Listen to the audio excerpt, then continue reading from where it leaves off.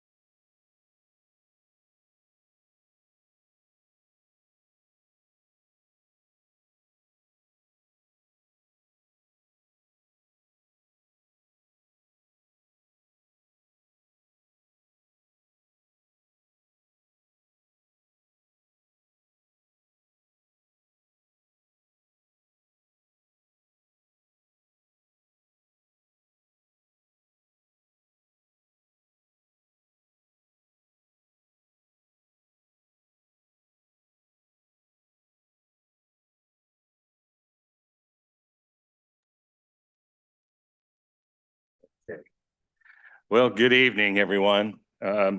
Before I call the meeting to order, I do want to announce that we have individuals attending remotely as well as on site. All participants joining by phone should mute their phones when not speaking to avoid background noise. During the meeting, please make sure that you announce yourself by name and title every time you speak so the public that is participating knows who is speaking. This is critical given the number of remote participants and current guidance from the Kansas Attorney General. Please be sure you are speaking into a microphone to ensure your comments are heard and an accurate record is made. I will call the meeting to order, ask the clerk to announce the meeting and call roll. Madam Clerk, please. Good evening. You're hereby notified that a special meeting of the Unified Government of Wyandotte County, Kansas City, Kansas is scheduled to be conducted in a hybrid format on Thursday, March 6, 2025 at 5 p.m. for a presentation from the Unified Government Ethics Commission regarding proposed amendments to the Ethics Code. It was originally noticed for the fifth floor conference room. We have since moved that to chambers. Roll call. Kane? Here. Lopez? Here. Stites? Here. Davis? Here. Bynum? Here. Burrows? Here. Townsend? Burns? Here. Ramirez, we have an absence memo. Hill? Here. Garner. Thank you, Madam Clerk. Tonight, we are scheduled for a presentation from the Ethics Commission regarding the proposed changes to our ethics code. I will turn the meeting over to Mr. Reed Partridge from our Legislative Auditor's Office for remarks and introductions. Mr. Partridge, welcome. Good evening. Reed Partridge, Legislative Auditor's Office. I'm acting as the Ethics Administrator. That position is vacant right now, and we're working to fill that. Tonight, we have a presentation on the code and the program and revisions to the code, which some mostly minor revisions to the code, nothing I consider drastic or earth-shattering. We have the Ethics Commission here. We have one member who couldn't make it, Paris Clark. Commissioner Paris Clark couldn't make it. But otherwise, I'd just let our commissioners maybe introduce yourself if you'd like.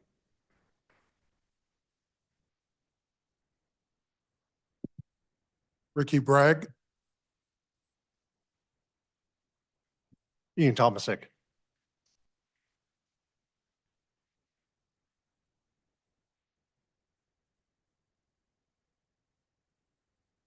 Joe Whitman. Yeah. Make sure the microphone is on. Joe Whitman. Not? Yeah. Green button. Not speaking. Joe Whitman.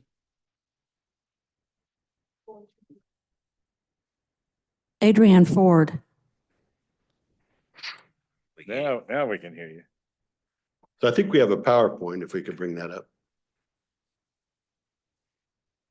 Reed, before we get started, I think at the last meeting, I think we requested that the chief judge be here. I talked to Judge Burns and as well as District Attorney Dupree, and they feel their role is pretty limited with the ethics program there, and we're going to get into their role a little later. But it felt like, well, first of all, he said that he would discuss that with you personally, but he also said that really their role is limited to Judge Burns appoints my position. I report to him, and then Judge Burns, as well as myself and the district attorney, we appoint the commissioners, and that's the extent of their role.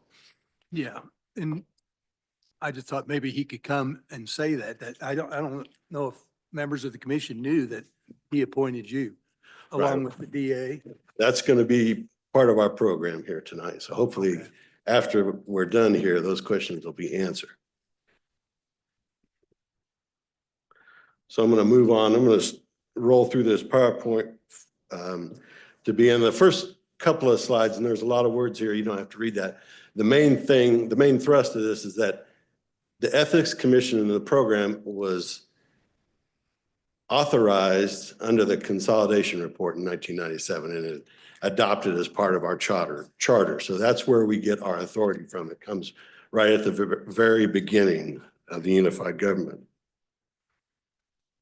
It outlines some of the things that the responsibilities as well as the, given its authority.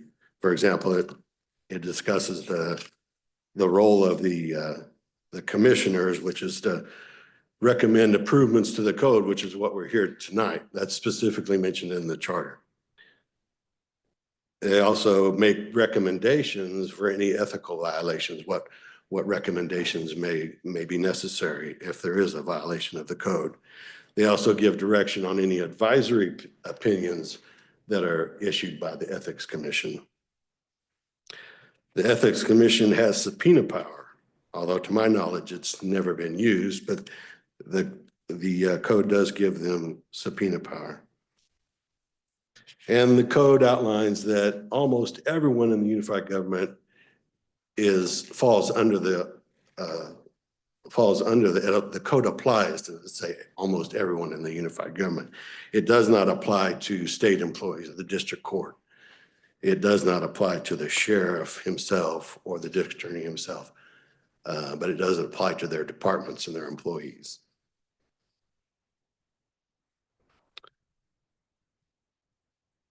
This next slide is also more excerpts from the charter. And you don't have to read that. The main thing is at the very top, citizen oversight. The charter established the auditor's office as well as the Ethics Commission as citizen oversight.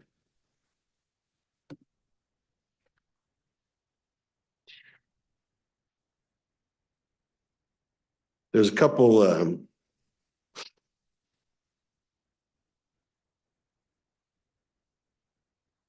things I wanted to add to that. One of the main thrusts of the code is independence. That was the idea behind the citizen oversight, is to give this program independence. That independence gives the program credibility.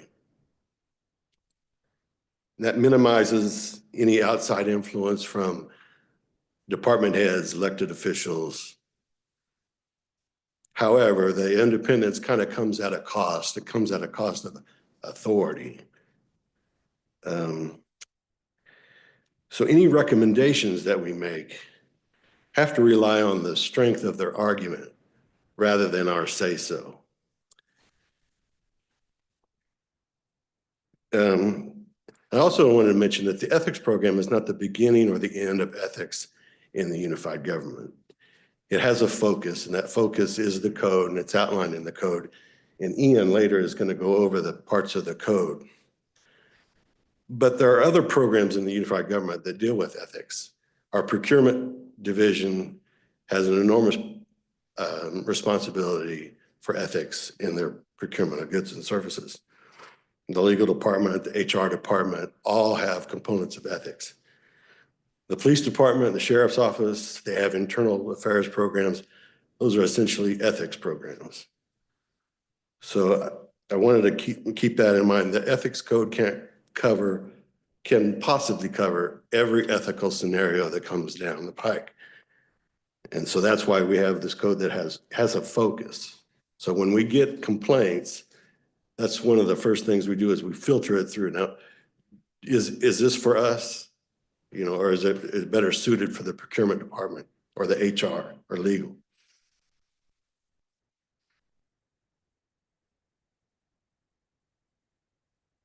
The other thing I've done recently is I've kind of compared our program with other jurisdictions. And I can really honestly say that the Unified Government Ethics Program compares favorably with any of the larger jurisdictions. I looked at all the large counties: Sedgwick, Johnson, Leavenworth, Douglas, Shawnee, all the large cities: Wichita, Overland Park, Olathe, Topeka, Lawrence. And our program, I just did brief research, went through their website, went through their code, their municipal code. And I'm confident that our program is not lacking compared to any of those jurisdictions. A couple of things that stand out for our program is our web presence. we have 3 web pages dedicated to the program. We have one for the ethics administrator, one for the commissioners themselves, and one for the code and the overall program. You know, a lot of those jurisdictions, you type in the word ethics, a thing, and it just comes up nothing. The other thing is the independence. No other program has the level of independence that we do. There's other differences as well. I mean, some of the jurisdictions have 2 codes, one for electeds and one for their employees. And some of them don't have a standalone code. Part of it's in their employee handbook and part of it's in their procurement section and so on. So there's nothing wrong with that. It's just that that's some of the differences I've noticed.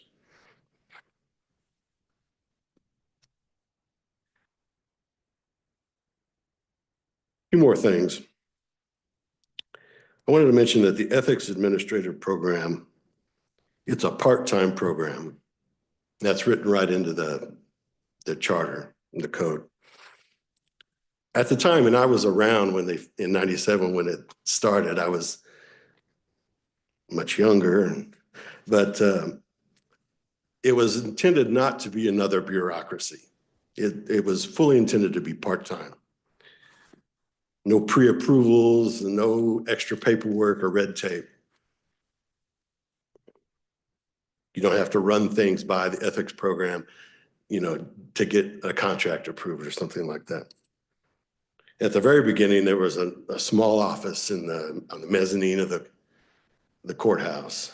And then we gave them a laptop, they had a projector for training and some furniture. And even that proved to be unnecessary. The program now operates just using any of the equipment that we happen to have in our office or any office space that they can find in the courthouse to hold meetings. And I'll just mention for the record, the budget this year is $63,852, and actual costs are quite a bit less when it comes down to it. So when get to the commission themselves, as I said before, their job, their role is to improve the ethics code, which is why we're here tonight, review and report on any violations. And they make recommendations. That's one of the things they have no real authority to make change. The only real authority we can do is the censure, which is essentially just a letter. The censure can be public or private, but almost everything else is done through recommendation. The commission also renders advisory opinions. They assist the ethics administrator with advisory opinions on any questions that come about the code.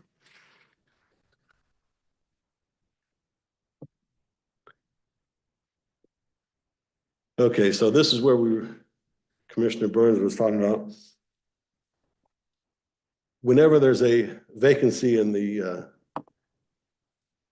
commission, there's an ad hoc ethics commission appointment panel, which is Judge Burns, District Attorney Dupree, and myself. We appoint from volunteers from Wyandotte County to fill that position. It's a 4-year term. I think we have 2 people rotating out this year, so we'll be getting the panel together soon. Judge Burns, of course, and the district attorney, they're elected. They're state employees. That's that separation, that independence that we talked about earlier. And then I'm appointed by Judge Burns. The Ethics Commission gets complaints. And I just wanted to go over real quickly, just before I turn it over to Ian, that and I tell people all the time, the first thing to do, go to the website, and it explains where you can read the code to see if you have a complaint. If you do have a complaint, you can email it, you can call a hotline. I wanted to mention that the ethics complaints are confidential. They can be anonymous. If you email the code, you'll notice that it's a Gmail address. That ensures some confidentiality. Our technology people don't have access to that account. I'm the only one currently that has access to that email account. We also have a phone number for hotline, answering machine. I'm the only one. It's not a 573 number. I'm the only one that voicemail is in our office in the courthouse. So I'm the only one that has access to that right now. So far this year, we're at about 10 calls. And 5, that's about the average, 5 a month. We rarely get email complaints, not too many. Almost never get a fax, via fax or a written complaint like that. It's almost always through the phone. That is all the background I have for you. If you have any questions now, would be a good time. Then we're going to turn it over to Ian for the actual code. Go ahead, Commissioner Burns. Yeah, Reed, you correctly identified that the district court employees, the DA, the sheriff, you left out the register of deeds. That's right, Register of Deeds. Okay. That is Just wanted to correct. They're make sure state, she- they're elected officials. They're kind of technically state employees. It's a state function. The employees themselves fall under the code, but the electeds do not. Any other questions before? Okay. So we've had 10 complaints. So if there's a complaint against the commissioner, does the commissioner know there's a complaint against the commissioner? No, we'll take it forward. I mean, if there's an investigation, obviously we'll probably have to talk to the commissioner, and it depends on if it goes forward or not. But yeah, I would say yes, you'd have to know.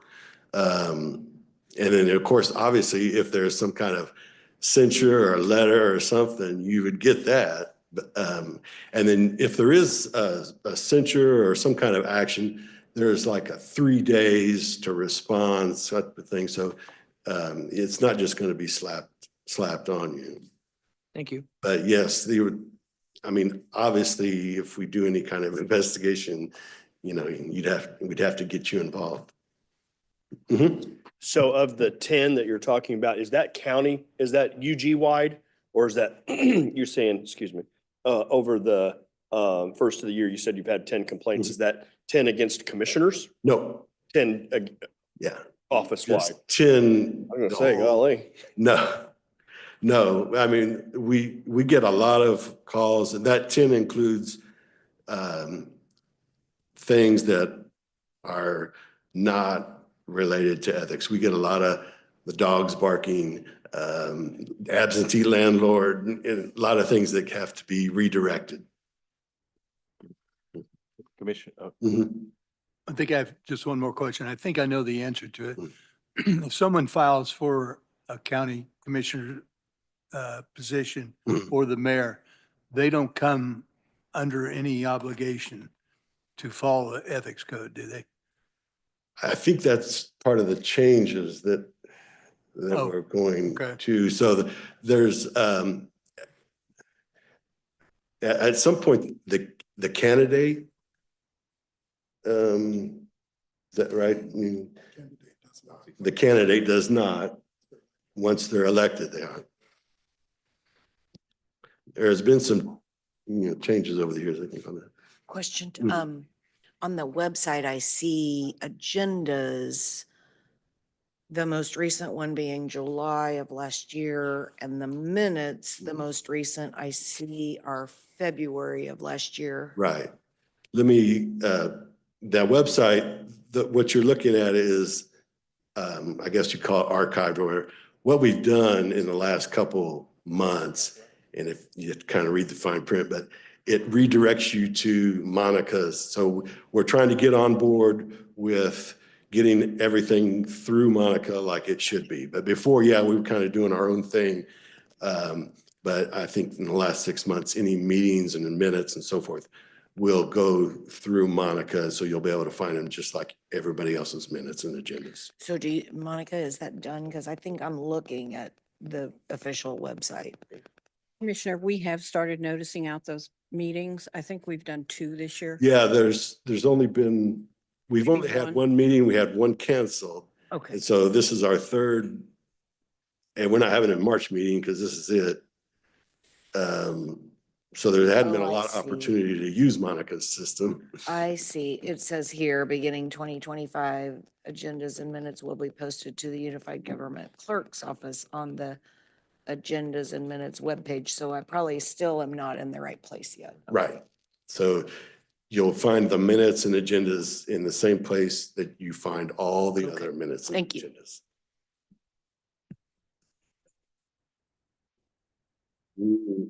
Matter of fact.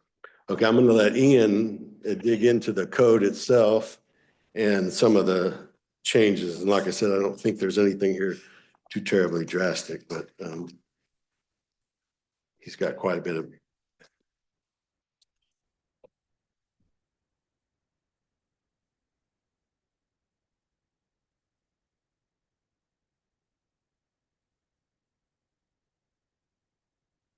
Good evening, Ian Thomasick with the Ethics Commission. I prepared a lot of remarks, but my hope is that I don't just go through and read all the slides because I believe you guys have had these for at least a month at this point. We have highlighted with our slides some of the changes or just some of the important parts of what we've changed. And one of the things that Reed touched on is that part of our duty as commissioners every time we meet is continuously addressing and reviewing the code to decide, based on what complaints we've received, based on our review, what amendments need to be made, what things need to be changed just to come up to the times, what do we think we're lacking, or what just can be written better to be better understood. So the code that we have presented or that we've submitted actually is a process of, I think, the last 11 years. So the 11 years of iterations of the Ethics Commission have been making amendments. I know it was presented to Mayor Holland a while back, some of these changes, nothing happened with that. So we took it back up and we've continued to make amendments. And so tonight's is a culmination of 11 years worth of groups of comments and considerations in amendments trying to make the code better. So it's not just us for the last 4 years. It's a whole process for 11 years to make it better to understand and easier to comply with, frankly, because if you are UG employees or if you're individuals, citizens of Wyandotte County that are trying to understand what the purpose of the code is, if you can't understand it because it's too legalese or it's too confusing, then what's the point of it? You don't know what you're supposed to be doing. So we've tried to fix some of that. As we continue on, we will continue amending some of the language to try and make it more clear. But that's sort of what our goal is when we are sitting down in meetings, not just talking about the complaints that we receive. Because when Ruth would explain the complaints that we received, as Reed mentioned, I think 90% of them were trash or dogs or something like that. There are some obviously that were substantive, but there's a lot where individuals are just asking for advisory opinions. Hey, the political season is coming up. I want to be able to do X, Y, and Z. Can we do that? So it's not just a code where we're looking to punish individuals. We're trying to guide individuals into making the right decisions so that whatever decisions they are making are the most beneficial for the citizens of the UG and the UG as a whole. So that's really what our idea is behind the code is. Of course, anytime there has to be some restrictive language in the code. Because if individuals, in order for us to discipline anyone, or in order for individuals to know what they can't do, we have to have that language in there. But we would also like, I think, to transform the code into something more of what should we be striving towards? What should, in our decisions, what should UG officials be looking to do in order to make sure that we are continuously being ethical and making the right decisions for our office, for our position, for our citizens. So that's some of the things we're thinking about when we're amending the code or when we're considering or having comments about what the code should be. Some of the slides in sections 2-251 to 272 have, I guess, major changes. Some of them don't have changes that are that significant at all.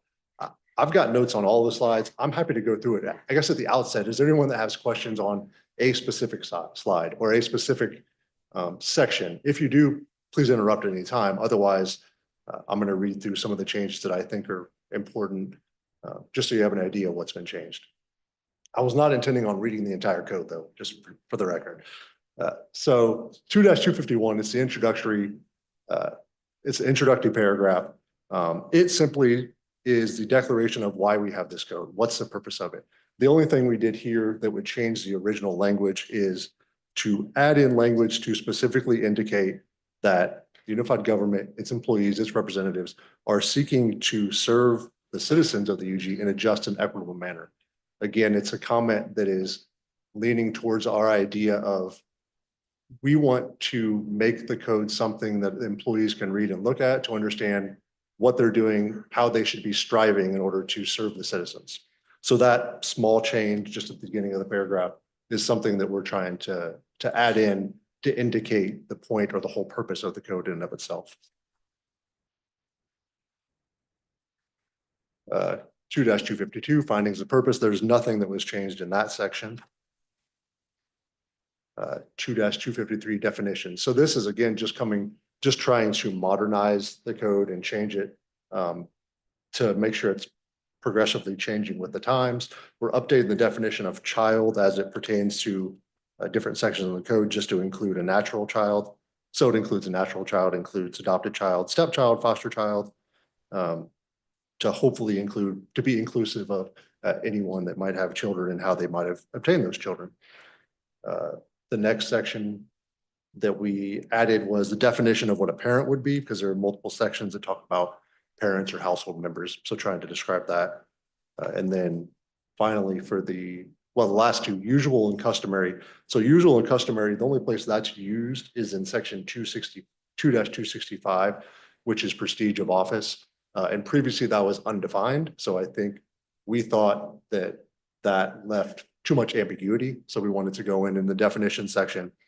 We added a definition of what usual and customary means, just so it's less ambiguous when you're looking at prestige of office and whether someone is doing something that is usual, that's customary.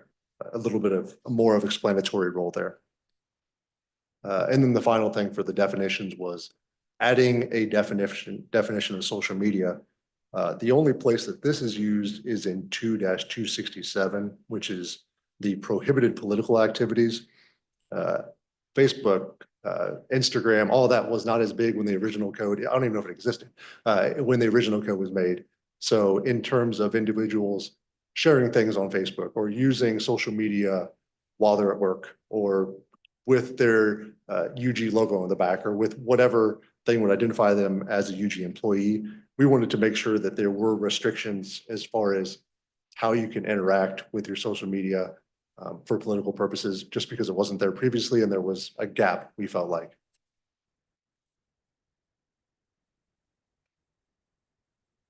Two 254. Really, there's just some procedural changes and clarifications here. As it's written now, the Ethics Commission is the only one that can issue an advisory opinion. Really, we just clarified that the Ethics Administrator also can obviously do that. One, because the Ethics Administrator is paid and we are not. So it's nice if the Ethics Administrator can do that while they're on the clock versus the only time we would have time to do that is when we're meeting semi-annually as required, but when we meet on a monthly or every other month. The next thing is it clarifies the length of term for ethics commissioners, and it allows for advisory opinions to be requested by anyone. As it's written now, advisory opinions can only be requested by UG representatives, so not just citizens. So with the amendment, a citizen of Wyandotte County or anyone could request an advisory opinion on behavior or on something that dealt with the ethics code. And then the final thing at the very end is that it allows for provisions for removal of ethics commissioners and what circumstances us commissioners could be removed from the Ethics Commission. 2-255, ethics administrator. Here, it clarifies the procedure for public censure or discipline, basically explaining how long it needs to be on the website, how long it's visible for, when it can be taken down. The next thing that it adds on here is different other forms of discipline that the ethics administrator and the ethics administrator can seek. As Reed mentioned, that the ethics administrator in and of itself doesn't have any power to remove someone from their job or to terminate employment. But the ethics administrator can make recommendations for those types of things. And that's what we added a section 3, 4, 5, 6, and 7, and 8, just explaining that the ethics administrator can have a memorandum recommending removal from office of individuals. They can recommend to have different involuntary leave without pay. Their ethics administrator can recommend to have as little as a verbal warning, a written warning, or a demotion, something like that, but it explains the whole process. It clarifies the whole process.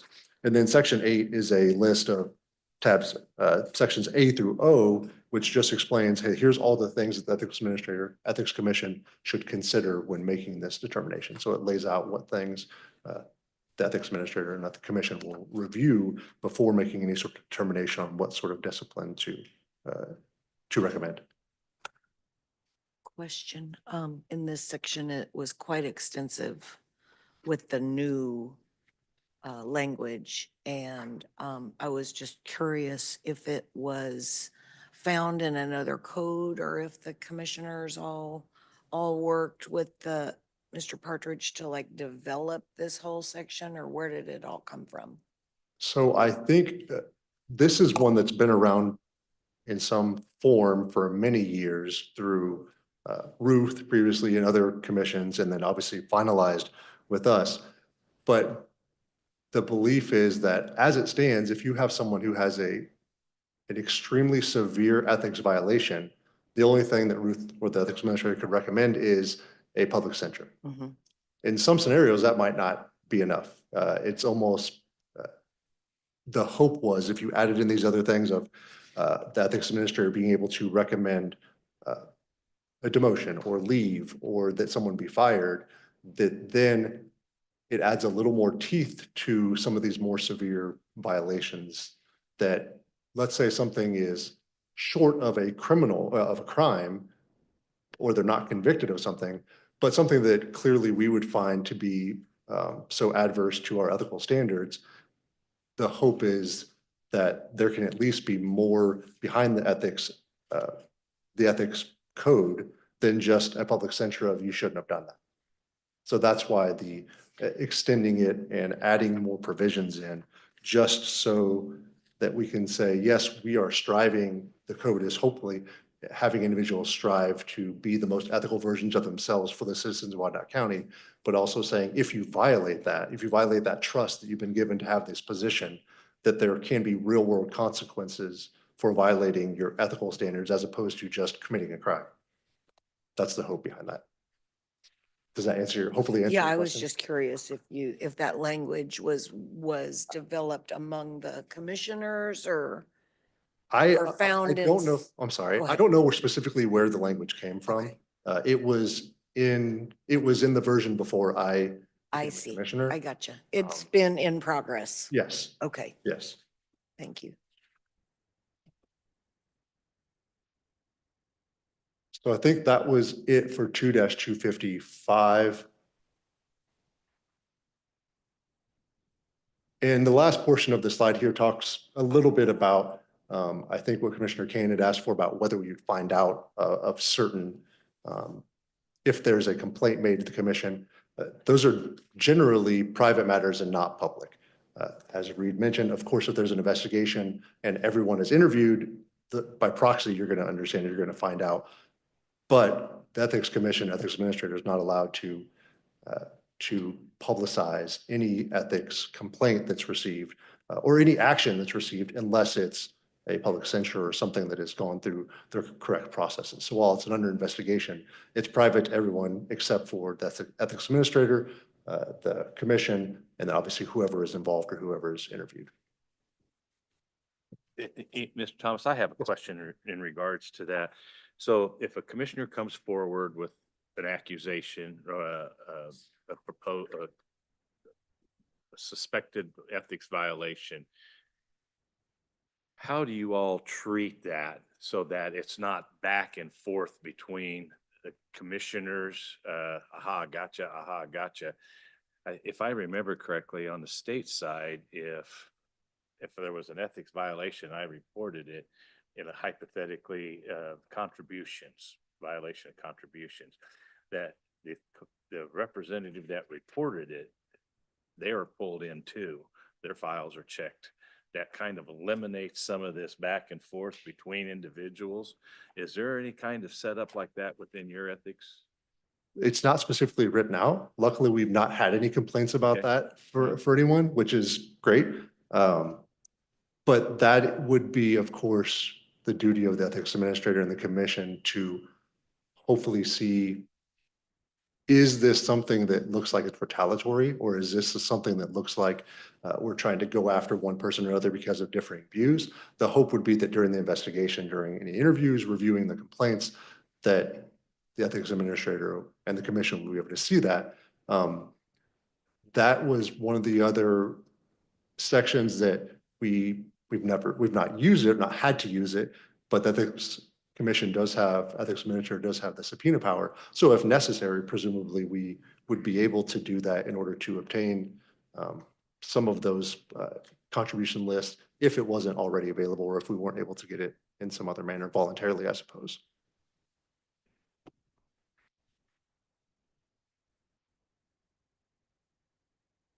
So 2-256 advisory opinions, nothing really changed here, just a few, just making it more readable. 2-257, just clarifying and confirming that the pledges and oaths of office for all officials, elected and UG representatives, are kept in the legislative auditor's office. 2-258, just stylistic and editorial changes. I would note here, there's 2-258 is conflicts of interest, prohibited interests, and it goes through in the first section talking about UG representatives, which in this scenario would include commissioners and elected officials, cannot have a substantial interest in other businesses that are doing business with the commission. Makes sense that you can't be voting on or having dealings with company A and you sit on the board of company A, or you're paid by company A. That's one of the things that's listed in 2-258. The caveat being section B, and it applies to commissioners, it applies to everyone that works for the UG that's not a state elected employee, is that you can have a substantial interest in a business if that business was awarded a contract for the UG on the basis of a competitive bidding or a sealed bid. So in that idea being, okay, it's open to everyone within the community. It's sealed, it's a competitive bidding, so it's not something where you all are voting you're not voting for yourself to get this reward. It's procurement, it's someone else is making this determination in a sealed bid process, which is open to the rest of the UG public. So in that manner, it would be fair, at least the idea would be, it would be fair because you've received it in due process, and allowing the entire community to also be involved in that process. And if your bid won, then that's the way that it works. 2-259, so disqualification. This is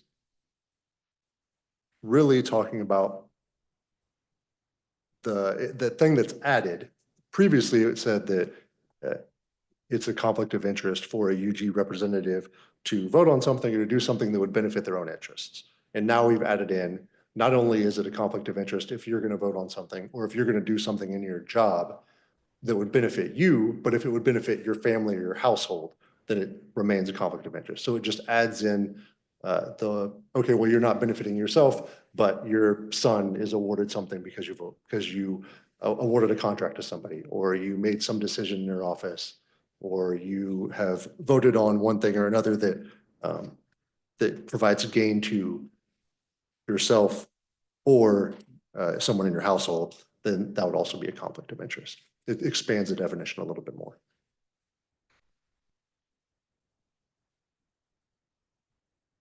The one caveat from that disqualification is that you would be allowed, despite the appearance of a conflict of interest, if your involvement was you're in a nonprofit from which you would receive no financial or no personal financial gain, and if you have disclosed that relationship.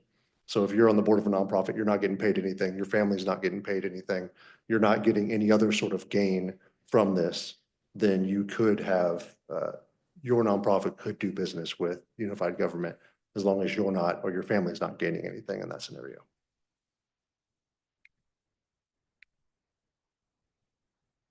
Two 260. Here is the portion talking about employment restrictions. It's clarifying really that you should not be employed by the UG and another business, or you should not be employed by another business within 1 year of you leaving the UG if that business has a contract or some other sort of business with the unified government. It's very similar to the conflicts of interest portion. The one change that I would note on this, and this is based on, again, our ongoing review of the code and how we are considering at all times what the proper wording should be. The slide 19 indicates that it reinstates the exception proposed for UG commissioners. So as it is read right now, I apologize, let me turn to it. It says a UG government representative, except a member of the Unified Government Board of Commissioners, shall not be employed by the unified government or shall not within 1 year of terminating representation with the UG also be employed by, and then it gives a list. For a period of time, we had taken out the exception for commissioners. When we had proposed it, we had taken out the exception for the commissioners, thinking that no one should be excluded from the employment restrictions. Again, because we're continuously reviewing that, we moved it back to the way that it was written and adopted initially. So the only change that we have here is just stylistic, mostly. Yes, Commissioner Stites. Thanks. You said that you moved it back to the way it was originally written. So sometime after it was originally written in 97, it got changed?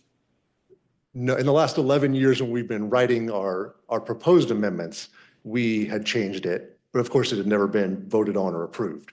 So that's what I think in the slides, and I don't know what version, in the slides it indicates that it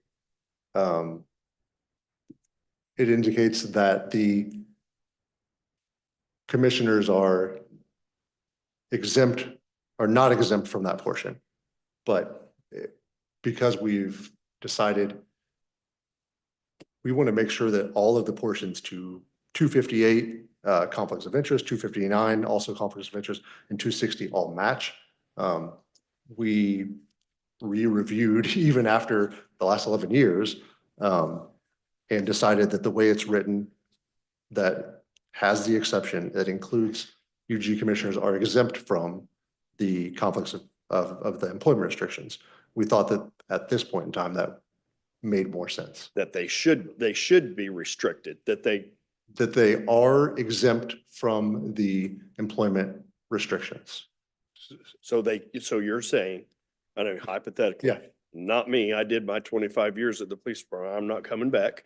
But so if I left next year, you're saying within that next year, I would be able to come back and work for the UG? Subject to some of the section 258 and 259 conflicts of interest portion. Gotcha. So, I guess I'm kind of confused. I don't know why we would why would we be any different than anybody else? I mean, why are we allowed to come back to work when any other UG employee, couldn't? I think it should be all inclusive. It should Right. include everyone. That's And my that- opinion, but And that's what that's what our conversations have been. Honestly, just amending that one portion it affects other portions of the code as well. So we thought that changing it we'd have to change a lot more we'd have to change a lot more in 258 and 258 and 2-259 if we change 2-260 right now. Not saying that we're unwilling to do that. It just takes a little more thought of how to marry all of those provisions together so that there's not internal conflict between all of those sections. I agree with Commissioner Stites that if a commissioner, after their service on the commission, was to apply for a position with the unified government in the hypothetically maybe as a lobbyist or as another level of administration due to the knowledge that they've gained here, that's I question that, why we wouldn't want them to set out for a year. I know in the legislature, they've even gone as far as 2 years. That discussion that if you've been in the legislature, you can't come back and work as a lobbyist or go to work for a private firm and come back in. That stops the interactive relationship building with entities that may do business with the local unit of government. I just have the same concerns that Commissioner Stites raised with that. And I can tell you, we don't disagree with either of your comments.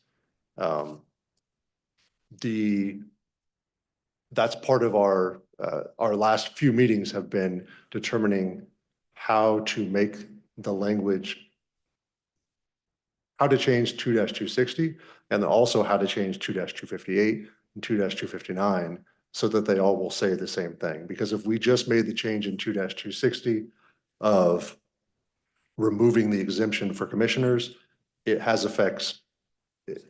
It would come into conflict with 2-258 and 2-259 internally, which we didn't like, and we thought we needed more time to make sure that all of them matched up. Sir, does that include the mayor?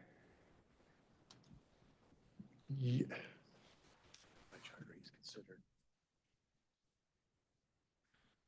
Wow, here we go. And if you agree with these two, then why would we change it? Why wouldn't we change it? Why would you change it? No, we need to be included.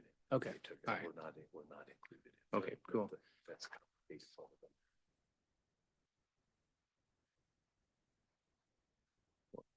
I didn't mean to ask that question.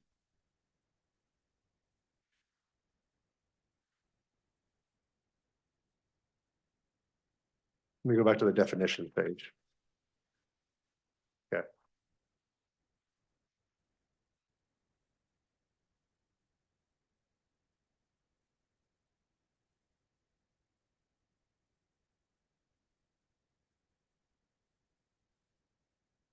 So the employment restrictions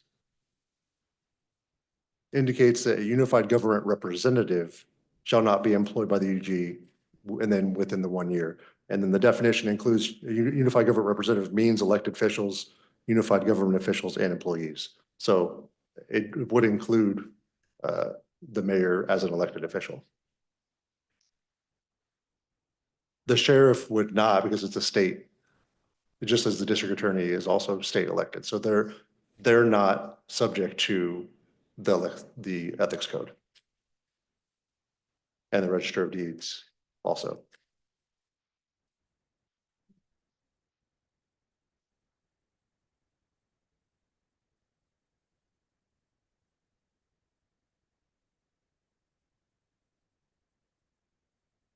I guess I'll ask it just because, so it's ultimately up to us we vote on this, right? If we like it or do not like it, or we say that we want that change to be inclusive of commissioners and mayor,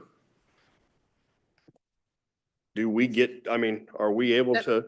That's correct. Because I think it's only right that I don't think we should be any different than any other employee in the unified government. I think the commissioners, the mayor should be held to the same exact set of rules. That's what I think. Now, I don't know if, for a period of time, just like, now, I understand that you are saying that it opens up another can of worms down the, but I mean, that's just how I feel. I just think I shouldn't be any different than any other employee. That's just me.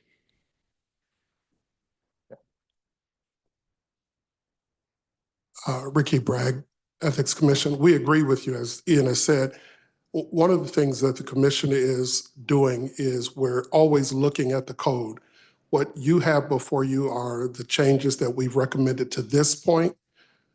Next month, we're going to get back to it, and that's one of the issues that we're going to tackle starting next month. So you will be getting another copy of this code and another meeting where we're talking about an issue like this or this issue itself, probably within the year. I can't promise that because my term is coming to an end, but probably within the year, tackling this issue because it is something that we've talked about and recognize that we need to change it. The problem was when we caught it, we had already submitted the changes and we didn't want to change what we had already submitted. So we said, hey, we need to go back and tackle that, but let's deal with what we've already submitted so far. And then we'll bring this back the next round. Absolutely. Thank you for the explanation. Thanks, Ricky. Do you have more questions about that specific section or? So the next, we talked about 260, 261, there's nothing there. 262 is just typographical. 263 is unchanged. 264, confidential information is unchanged. 265 is, there's just a typographical error. Excuse me. And then, as I mentioned before, it cross-references the new definition of usual and customary to explain that. This is nepotism 2-266 is really the biggest change from the original version to the new version. And again, we believe the change was necessary just to sort of recognize the unique scenario that we are in Wyandotte County, Kansas City, Kansas, and then also to bring it up to the times. So the new section of nepotism has Section A is the hiring prohibitions. Here it says that a UG representative cannot appoint, hire, or influence someone who is appointing or hiring that unified government's family or household member. There is a caveat where we could recognize that we need a very specific position filled. And for whatever reason, there's only 3 people that are applying, and one of them happens to be a family member of someone else. In that scenario, if it's necessary, the Ethics Commission with pre-approval could write an advisory opinion explaining why that may or may not be okay. So if whoever is making this hiring feels like, hey, we really want to hire this one person, but it looks like it would violate the ethics code of nepotism, but we think this is the best person for the job, they could write a request to the Ethics Commission, and then the Ethics Administrator and the Ethics Commission would provide an advisory opinion about why that should or should not be allowed. Section B talks about supervision and advocacy, and it's the same thing. A UG representative cannot supervise any family or household member unless you get a written opinion from the Ethics Commission, because in some scenarios that might be necessary if a department is very small, or just depending on how it might be in Wyandotte County, it's a small area. So there might be a situation where you run into that, and we wanted to acknowledge that and say it's not allowed. That's the rule, but you can petition and make a request of the Ethics Commission to review to see whether there should be an admission in this one scenario. Yes. Does that mean department directors too? Like if one department director says, you know, well, hey, I've got this, but it happens to be a family member that should be a department director of another department. In that scenario, that would not be allowed, because you should not be able to talk. You should not be able to go down your chain of command or even across to try and influence someone else hiring your family member or your household member. It's very interesting. Thank you. Question. Yes. Bottom sentence there, Ethics Commission also proposed to delete the grandfather clause for those already employed before the provision was adopted. What are you telling us there? That portion is deleted because it's no longer necessary. In the current code, it says that you cannot be employed if you have a family member or a spouse that it also works for the UG. Our provision is saying you can't hire someone who is a family member or spouse, or you can't supervise someone who is a family member or spouse. So it does leave open the opportunity for spouses to work in the UG, or siblings or family members to work in the UG. You just can't hire your family or your spouse, or you can't supervise your family or spouse. So the grandfather position is no longer necessary because we're not saying that you shouldn't be allowed to have family members who work for the UG. If I may, that verbiage maybe is what, because I have down here also, give us an example of what you're referring to. Because I think of grandfather, something that's already happened, and we're wanting to ensure that we don't impact that with the new ethics policy. And if a spouse, if two employees end up getting married while they're working at the UG, this new policy doesn't affect them except for the direct supervision aspect. But it doesn't impact them getting terminated, one of them having to leave the unified government because of either a personnel issue or the fact that they're grandfathered. That happened before the policy went into place. That's how I interpret grandfather, that whatever's happened up to this point is still, I don't want to say okay, it's just recognized that from this point forward, this is the new policy. And I would hope that I'm saying that right.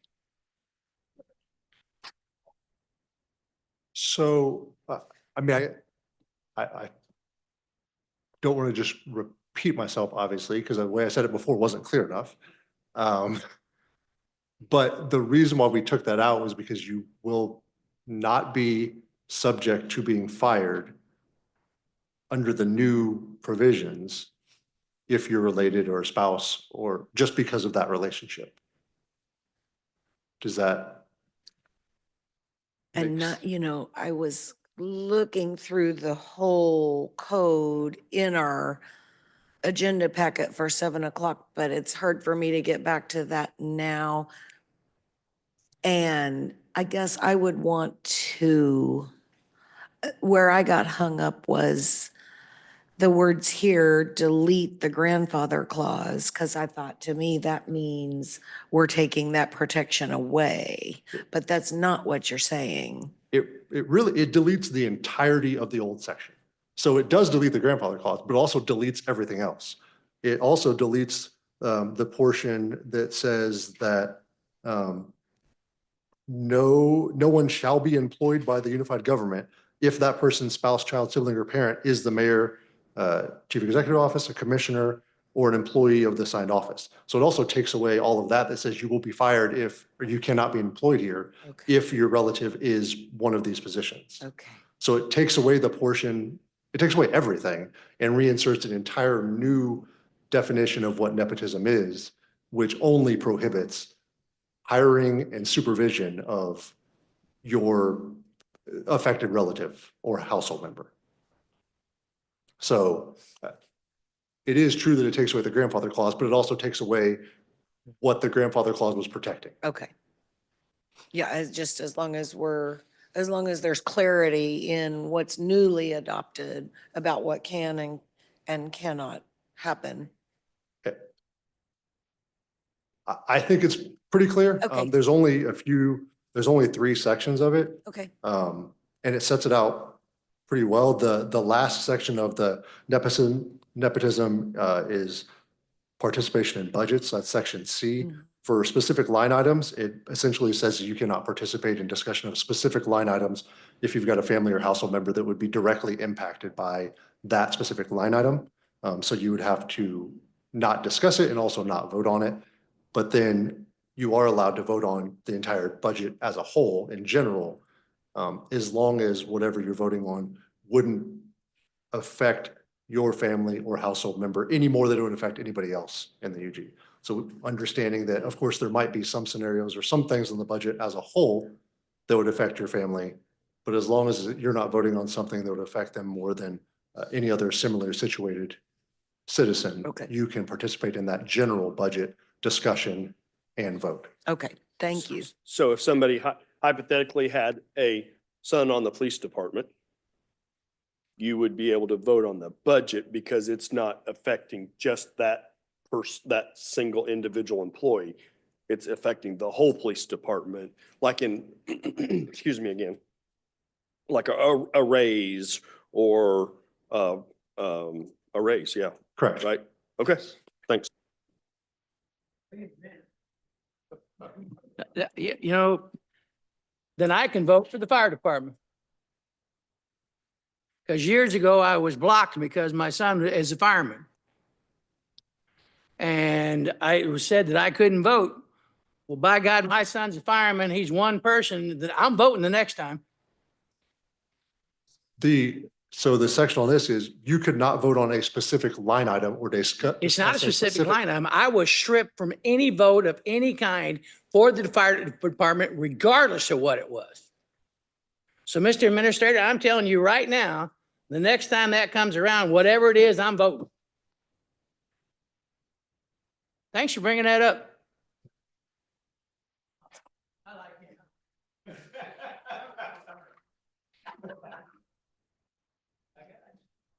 So moving on from that section, unless somebody has a specific question, I'm happy to go back to it.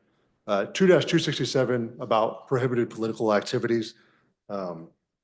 Again, this is just coming more in the times. It adds a section about what you can and cannot do with social media while on the job as it relates to promoting a specific candidate or issue in an election.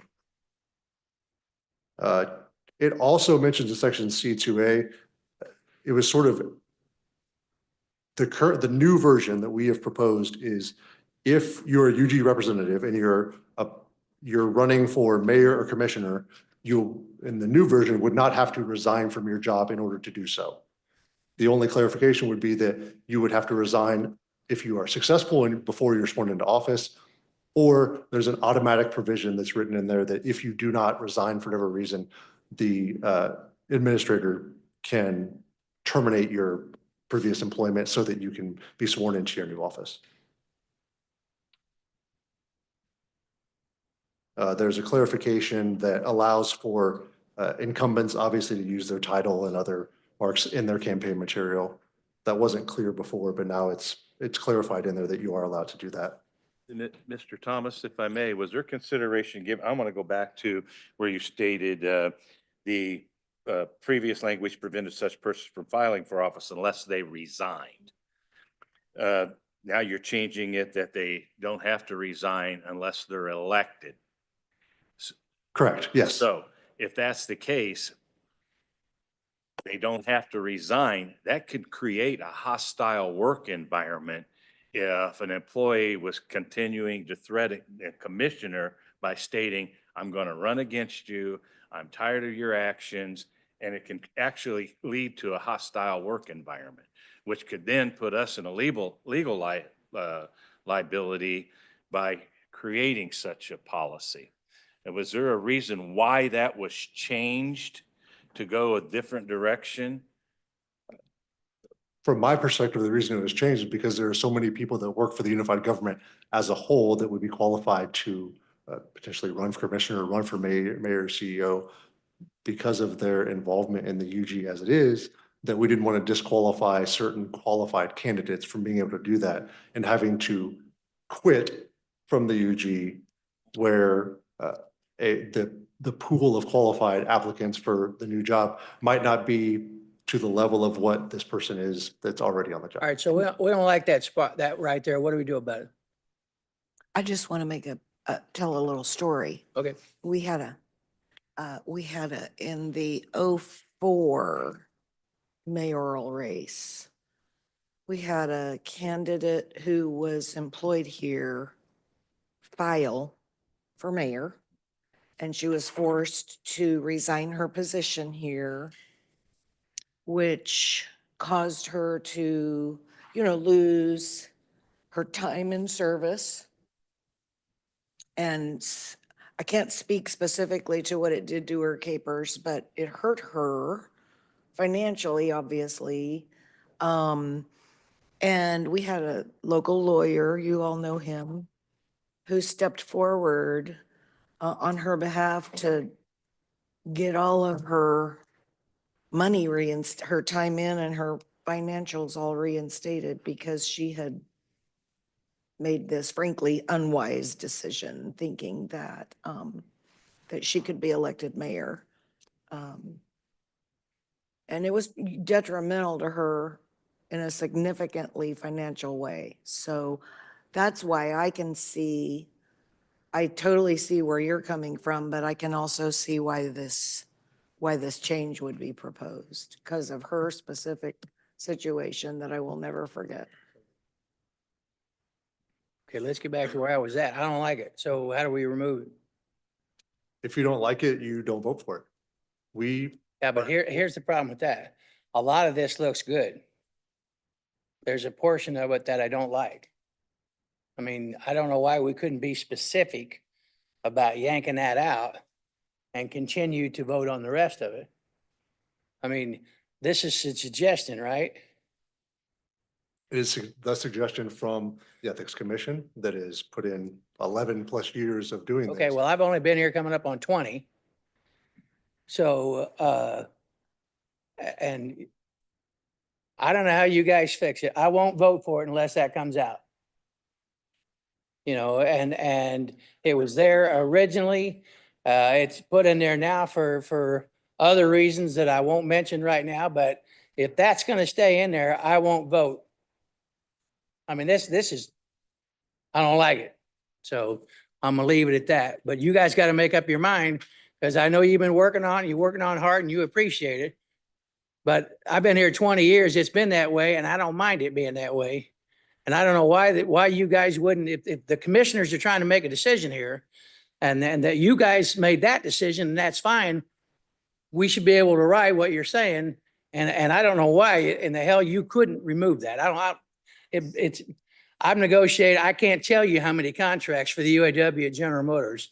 And you always put something in there and you always got to remove something to make changes to make it better.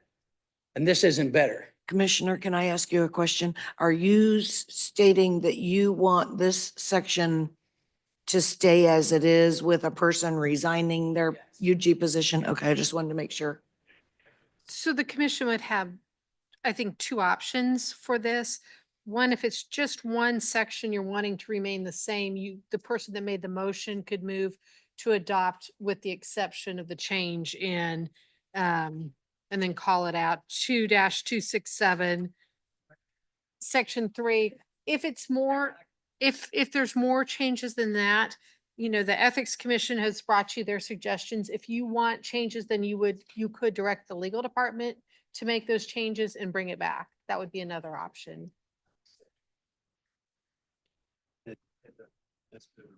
The reason why I brought that forward is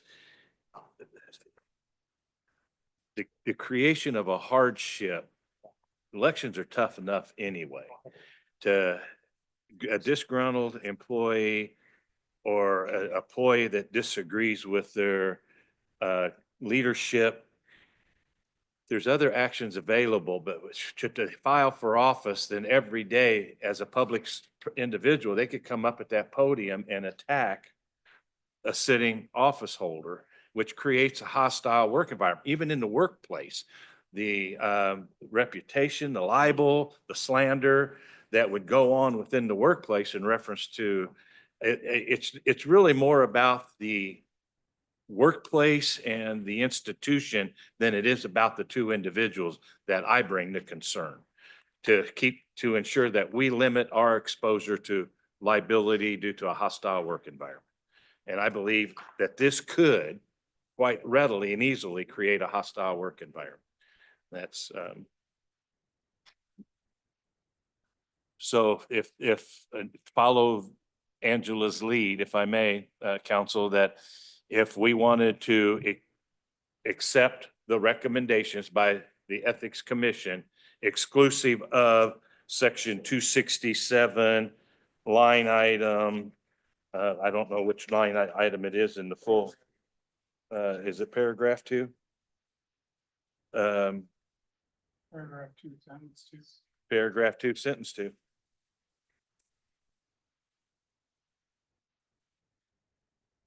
Uh, 2 and 3, it'd be 3 altogether. That's the new language, right? The 3 would, yeah, 3 is the new language. So we would strike, would we have to strike all of 3, council, and reinstate the previous language? Because the language that's marked out is the language that's being eliminated and the new language is put in. I think with the motion, you could just say that you accept the proposed changes with the exception of that section 3A, that you do not accept those changes. Okay, all right, thank you. 267, 3A. Yeah, there you go. Reed Partridge, Auditor's Office. And I just wanted to kind of, we've had some back and forth and different opinions on this piece. And I just wanted to go back to what I said at the beginning, is that the commission is set aside separately as part of under the judge, under the district attorney's office, or not really under the district attorney, but appointed by the district attorney and the judge and myself. And that we're set aside in independence. And we talked about the independence at the beginning, and that's our strong suit. So I would encourage, I appreciate the back and forth and the input, but I would encourage that the Ethics Commission, by putting your thumbprint on the code, you lessen the independence. And so we're not here for a take it or leave it scenario, but I would hope that you would just respect their judgment. Don't substitute. I would recommend that you don't substitute your judgment for their judgment. I think Ian's got a few more pieces. Ian Thomas again. That's 2-267 was really the last of the substantive changes. The only other substantive change is 2-269, which indicates that violations found by the Ethics Commission are subject to discipline. As it's currently written, it's only violations found by a court. So it just adds in that whatever violations our commission finds could also recommend discipline in the manner that's set out in the rest of the code. Other than that, the rest of the changes are either stylistic or minor. Before I sit down, if anyone has any questions, I'm happy to answer. Otherwise, I appreciate you all taking the time and listening. Don't take my enthusiasm the wrong way. We appreciate the hard work that you folks have done. And sometimes this heat is pretty damn hot. Yeah. And you stated something earlier, and just from my personal experience, I know that the Ethics Commission, I make those calls. I will call the Ethics Commission either to self-report if I think I've done something, or to get guidance to ensure that I'm operating above board. I would just assume that's why you are there. I think it's kind of like audits. Audits are not necessarily a bad thing to guide you. It's my experience over my 30 years of experience. I talk with the Ethics Committee. I just talked to them yesterday at the state just to ensure that my understanding of what they send out in materials is my interpretation is correct. And that guidance as it eliminates a lot of concern and violations if you just reach out to them. And you stated that early on in your presentation, and I didn't bring it up, but I would encourage you all, if you have questions, to reach out to the Ethics Commission. They're not there to be punitive. They can be. They are there to guide.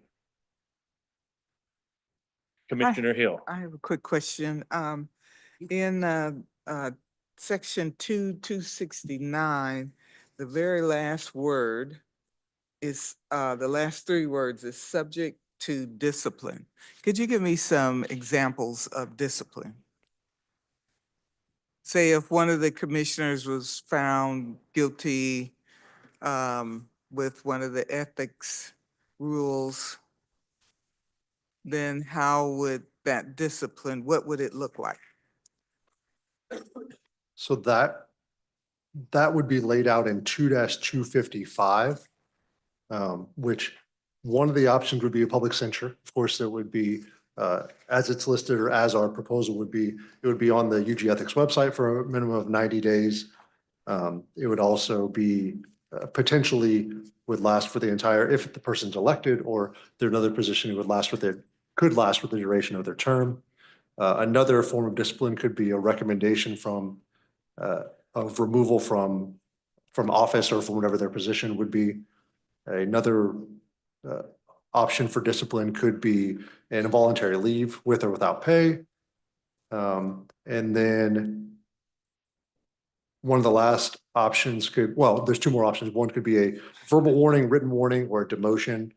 And the last one, if the factual allegations support that there is a potential for a crime that has been committed, we would refer it to the district attorney in that manner. So those are the 4 or 5 ways that discipline could be enforced if there's a violation of the ethics code. Okay, thank you. Okay.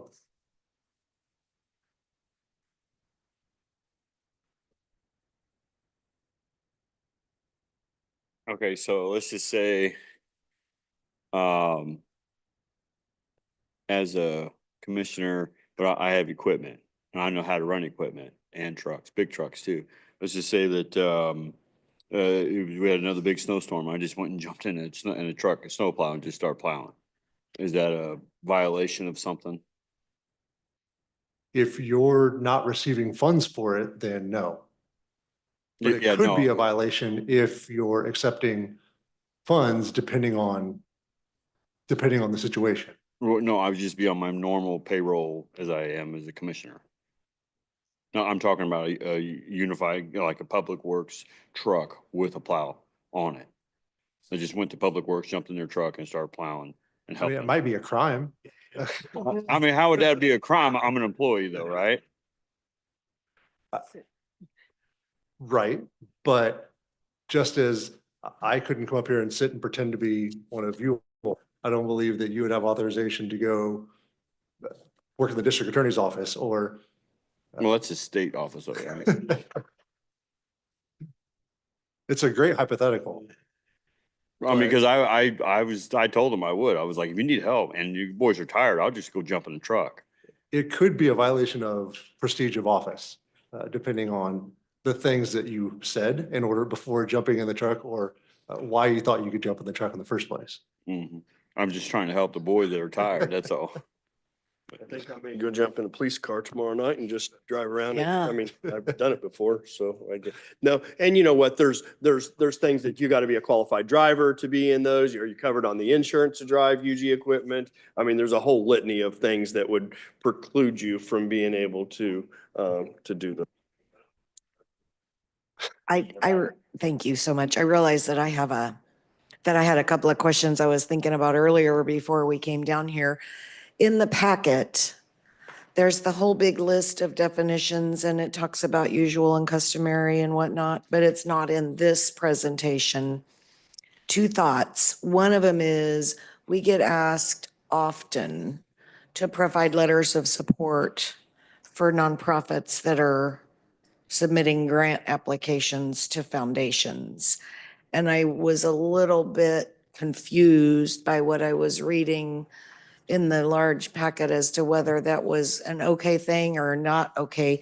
And secondarily, some nonprofits that own real estate make application through our appraiser's office for property tax exemption on those parcels. And they are required in the application to include a letter from an elected official that states that they are helping the community by being the nonprofit that they are. And I'm guessing that that's probably by state law. And so I'm curious about those two things. So without all of the information, it's hard for me to give an advisory opinion, I guess, just on the fly. But under the 2-265 procedure of office, one of the things that says you shall not do is do something, use your prestige of office in order to, for your own private gain or of another person. So if it's of a nonprofit, that leaves it open to consideration, Okay. which, again, as Commissioner Burrows mentioned, a request for an advisory opinion with the specific facts would be welcomed in that scenario to Sure. make sure that. And I've done that in the past. I just wondered, I can do that over and over and over again, and I can, and I have. But then, like I said, secondarily, the actual property tax exemption application requires a letter from one of us go in the packet. So that seems to be at odds a little bit with that. So just wanted to point that out. Ian, I am asked on occasions, and I answer, I think I am. People will ask, are the commissioners UG employees? You are unified government representatives. I didn't So ask you that. So your answer is yes. I mean, that, right, yeah, our code doesn't specifically talk about that. I mean, we do have, that's why there's multiple definitions of what unified government employee is versus what unified government official is versus unified government representative, because they mean different things in different scenarios. So there's a definition for unified government employee, and for the code purposes, it says any person employed by the UG, but does not include independent contractors. So if you are employed by the UG, then you would be an employee. But that's specifically for the code and not for other HR related purposes. I don't know if that answers your question, but that's the best that I have. I'll ask another attorney. Probably rest.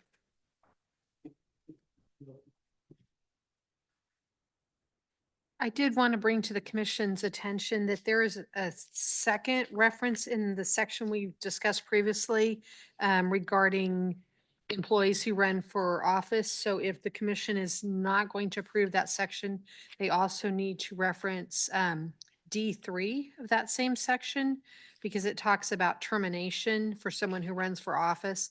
And so then it would need to be set back to the filing for candidacy instead of the swearing in. So that is another change.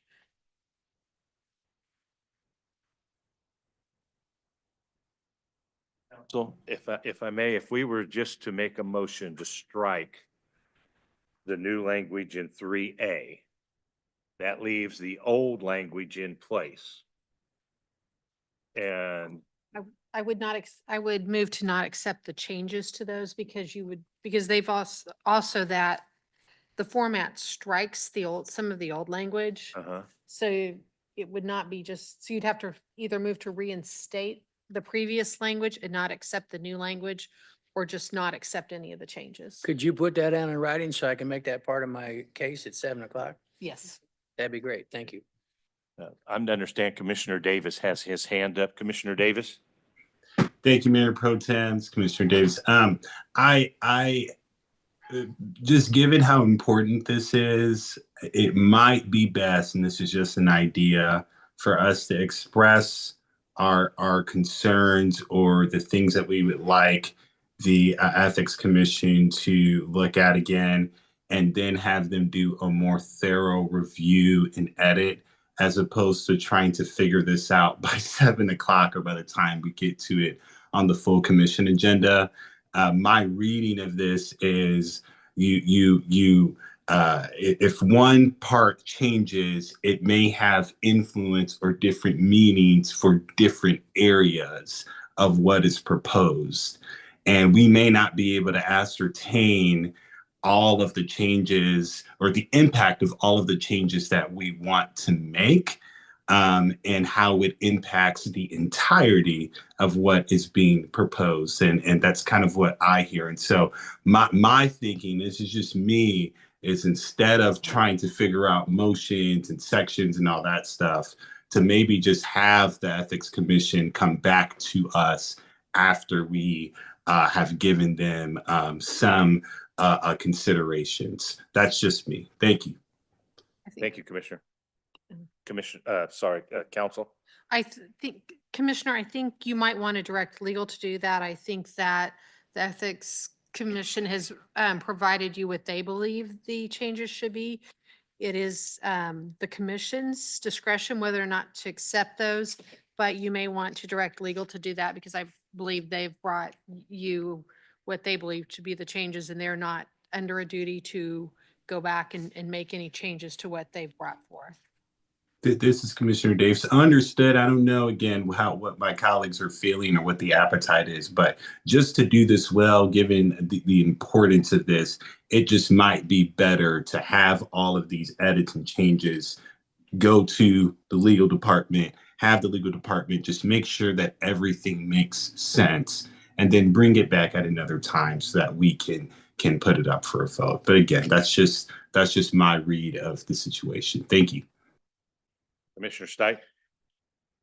So regarding that section that we're talking about, do you know right off the top of your head, and if you don't, you don't, does that have other implications within the code that would need to be looked at? Or was this, did this just, does this change, if we were to change it, does it affect anywhere else in the charter? Just in a quick review, only section D3, I think. And that's the section that that council has pointed out already. Yeah. So in that case, what I would say, and this is again my opinion, just like Commissioner Davis has his opinion. You know, you guys have been here already. This is your second time now. Not that we don't like seeing your all's beautiful faces, but you know what? I would like to get it resolved and done tonight so that we can move on it and let you guys know that it's put to bed.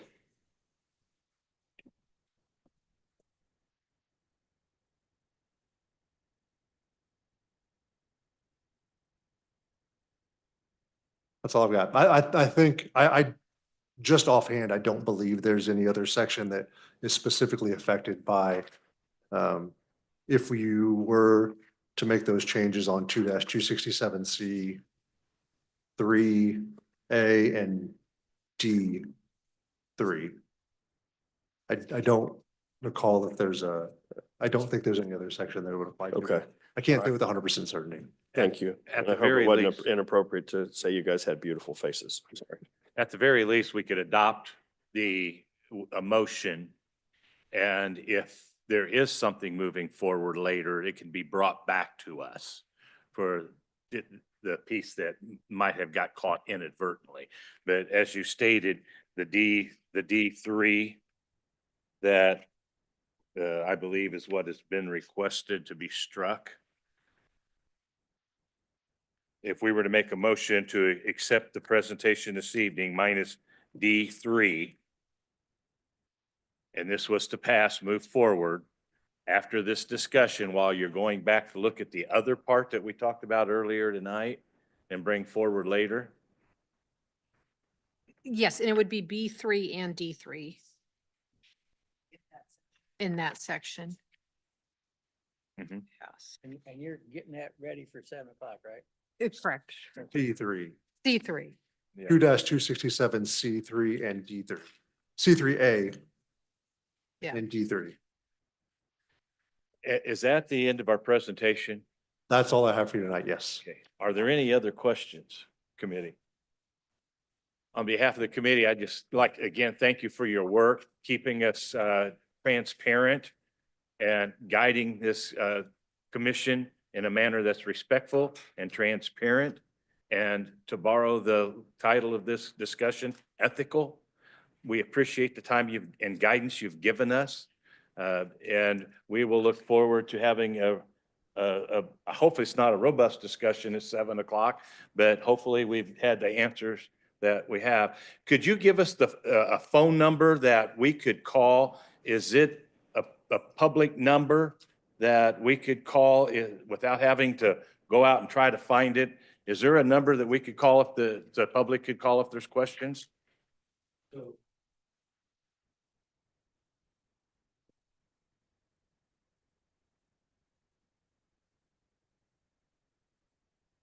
Reed Partridge, Auditor's Office. The number of I can get you we have numbers we have an ethics hotline number, and then we have my number. Those are the two numbers. My Ethics number, hotline would be what? the hotline, okay. Take us.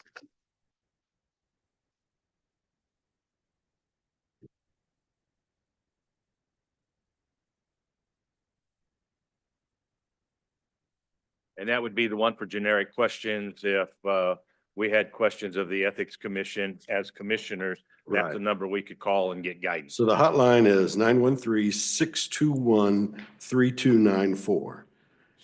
And then again, that's available on the website. Everything you know is on the website, so. And then my number is 913-573-8043. 8043. Mm-hmm. Thank you, Mr. Partridge. Any other questions, committee? Any other comments? Yeah, 11 years. Well, thank you for your stick-to-itiveness. I know it's not easy. Committee, that takes us to the end of our discussion. Yep, thank you. Motion and Second. adjourn. And a second. Madam Clerk, please. Thank you. There's been a motion and a second to adjourn. Please call roll. Roll call, Kane. Aye. Lopez. Aye. Stites. Aye. Davis. Aye. Bynum. Aye. Burrows. Aye. Townsend. Aye. Burns. Aye. Hill. Aye. Motion carried. Please be mindful, we will reconvene in the chambers at 7 PM for our Board of Commissioners meeting this evening. See you all then. Thank you.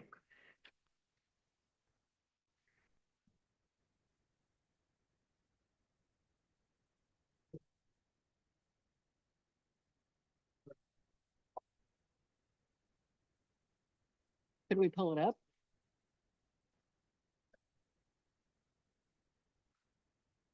We can distribute it to them and pull it up if we need to. And then they could move to adopt the amended. Yeah. Yeah, can you change the resa to reflect that? That'd be, because just, Email it to me and bring down 15 copies. do we need an amended resolution or We don't have a resolution. an ordinance? Never mind. Don't listen to me. Do it. Finish